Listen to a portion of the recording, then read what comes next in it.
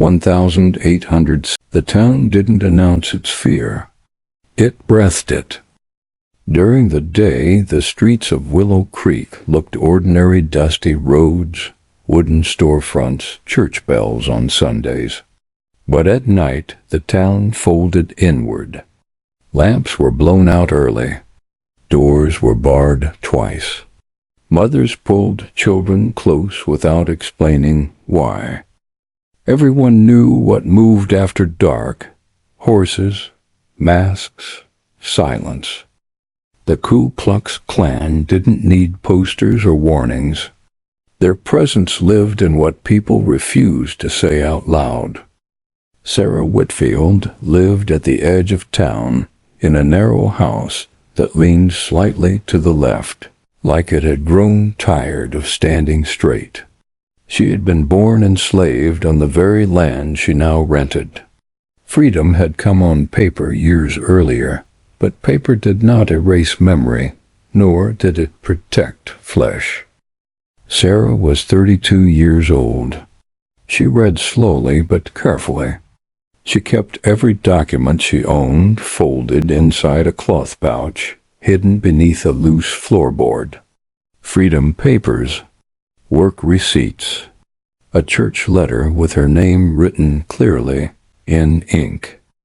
Names mattered to her, because once she hadn't had one. On an August evening thick with heat, Sarah heard the sound before she saw anything. Hooves, not rushing, not wandering, measured. She froze at the wash basin, hands submerged, heart counting the seconds between each step. Through the thin wall, she heard another sound: fabric brushing fabric. Horses stopping. No shouting. No laughter. That was worse. A knock came. Not violent. Not polite. Intentional. Sarah dried her hands slowly. Every movement felt loud. She did not pray. She had learned prayer didn't stop men who believed God already agreed with them. She opened the door. 4 figures stood outside. White robes, faces hidden. One held a folded paper. Another rested a hand on a rifle, but did not raise it. "Sarah Whitfield," one of them said. Not a question.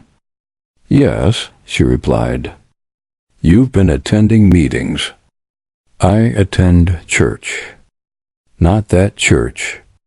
Silence stretched. "You've been speaking to freedmen about land ownership," another voice added. Younger, eager. "I speak to people," Sarah said. "That isn't a crime." A pause. Then the man with the paper stepped forward. "Consider this a warning." He did not hand her the paper. He let it fall to the ground between them. "Know your place," he said. "Freedom doesn't make you untouchable." They turned away together. No rush. No threat spoken plainly. The horses walked off into the dark. Sarah closed the door only after the sound was gone. Her knees shook, but she did not sit. She picked up the paper with careful fingers. It wasn't a threat of violence. It was worse. The paper listed names. Black names, jobs, debts. At the bottom, hers. This was how they worked now. Not chains. Not auctions. Isolation. They would whisper to employers, pressure shop owners, turn neighbors into strangers, make survival expensive. Sarah folded the paper and placed it with the others under the floorboard. Then she lit a lamp and sat at the small table. She began to write. Not a plea, not a confession, a record. If they were going to erase her quietly, she would leave something behind that spoke loudly. By dawn, she had decided something that terrified her more than the clan ever could. She would fight them, not with fists, not with fire, but with the one thing they never expected a black woman to use against them: the law. The courthouse stood in the center of Willow Creek like a challenge no one accepted. 2 stories tall, white columns chipped by time, a bell that rang for white men's business and stayed silent for everyone else. Sarah had passed it hundreds of times without stepping inside. Enslaved people didn't enter courthouses unless they were being sold, punished, or counted. But 3 days after the warning, she walked up its steps. Each footfall felt borrowed. Inside, the air smelled of ink, dust, and old authority. Men looked up from benches and desks, not startled, just irritated, like a fly had wandered into a clean room. "Court's not in session," a clerk said without standing. "I'm not here for court," Sarah replied. "I'm here for records." The clerk squinted at her. "Records for who?" "For myself." That earned a laugh from somewhere behind her. "You'll need a lawyer," the clerk said. "I'll need documents," she answered. "Deeds, employment contracts, tax filings." The clerk leaned back. "Why?" "Because I pay taxes, because I rent land, because I vote in church matters, and because the law says I can request copies." He studied her longer now, not amused anymore. "Who told you that?" "No one," Sarah said. "I read it." That unsettled him. He shuffled papers slowly, deliberately, wasting time. Finally, he slid a small stack toward her. "You can look." "No copies." Sarah nodded. She had expected that. She spent hours reading words written by men who never imagined someone like her would trace them with careful fingers. She copied passages by hand, statutes, clauses, margins. She did not rush. By the time she left, the sun had shifted, and she knew something the clan did not. They relied on fear, but fear worked best when people believed there was no structure behind it, no system to appeal to, no record. Sarah had found the structure. That evening she visited Reverend Commons. He had been born free and educated in the North before coming south to preach. "They'll ruin you," he said quietly after she explained. "They won't kill you. That would make noise." "I know," Sarah replied. "That's why I'm not asking for protection." "Then what are you asking for?" "Paper," she said. "And witnesses." Within a week, the pressure began. Her employer told her business was slowing. Her rent was suddenly due early. A woman she'd known for years crossed the street rather than greet her. The clan never appeared again in robes. They didn't need to. One afternoon, Sarah was summoned to the sheriff's office. The sheriff did not look unkind. That made it worse. "There are concerns," he said, "about you stirring unrest." "I attend church," Sarah replied. "I read. I work. People are talking. People always talk." He leaned forward. "You should leave town for a while." On what charge? None came. That silence was an admission. Sarah stood. "If I leave," she said, "it will be written that I fled." "I won't give them that." She walked out before he could respond. That night, a notice was nailed to her door. Not from the clan, from the town council. A hearing. Her right to reside was being questioned. Sarah read it twice. Then she smiled for the first time since the knock. They had made a mistake. They had brought her fight into the open. And now it would be recorded. The hearing was scheduled for a Monday morning. That alone told Sarah everything. Farmers would be in the fields, laborers at work, the poor too busy surviving to attend. Only men with time and influence would sit in those benches. By sunrise, the courthouse steps were already crowded. Not with supporters, with watchers. Men leaned against railings, hats low, eyes fixed. No robes, no hoods, just faces that didn't need disguises anymore. Sarah walked alone. Inside, the counsel sat behind a long table like judges pretending not to be judges. Papers stacked neatly. Decisions already discussed elsewhere. The chairman cleared his throat. This hearing concerned Sarah Whitmore and her continued presence within Willow Creek. Sarah stood straight. She did not clasp her hands. She did not bow her head. You have been accused, he continued, of disrupting social order, of inciting dissatisfaction, of encouraging improper ideas. I teach reading, Sarah said, and I work for wages. That is not the issue. It's the only issue, she replied. A murmur rippled through the room. The chairman frowned. You will speak when spoken to. Sarah reached into her bag. Paper rustled. She laid documents on the table, one by one. Here are my employment contracts, she said, signed by white employers. Here are tax receipts paid to this county. Here is the deed to the land I lease, notarized and renewed last year. The clerk blinked. He hadn't expected that.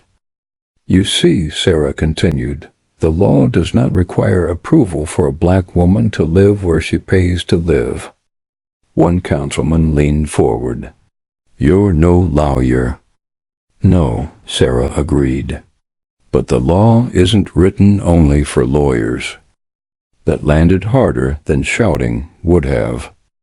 The chairman's voice tightened. Your presence has caused fear. Fear of what? Sarah asked. No answer came. She pressed on. I have been threatened, warned, pressured economically. That is intimidation.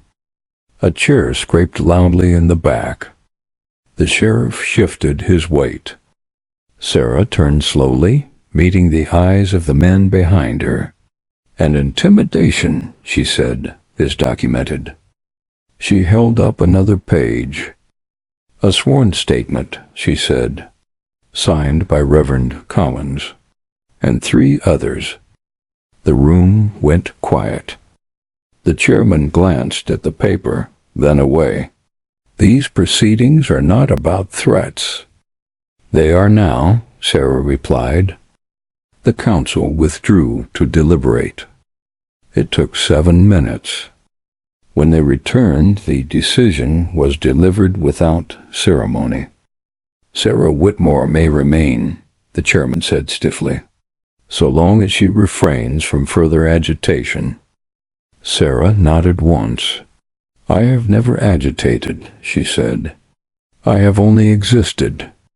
She turned and walked out. Outside, the watchers did not move. But something had changed. They did not look certain anymore. That night, the retaliation came. Not fire, not fists. Letters. Employers canceled contracts. Stores refused service. Her name stopped appearing on lists. She was not attacked, she was erased. And that was when the Klan thought they had won.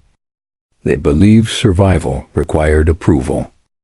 They had not yet learned what Sarah was building, because while they closed doors, she opened books. While they whispered, she wrote. She began drafting her story. Dates, names, actions. Not for sympathy, for record, for something that would outlive Willow Creek. The Klan could silence a woman, but they could not silence ink once it left the town. And Sarah intended to send it far beyond their reach. The first letter left Willow Creek before dawn.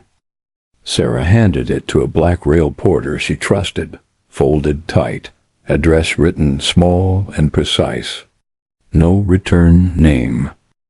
2 days later, a second letter followed. Then a third. Each one told the same story from a different angle: economic pressure, coordinated intimidation, men who never wore hoods but moved as one. She did not use the word Klan. She didn't need to. By the end of the week, her money was gone. The grocer refused her. The mill dismissed her without explanation. Even the church door stayed closed, hymn echoing inside while she stood outside in silence.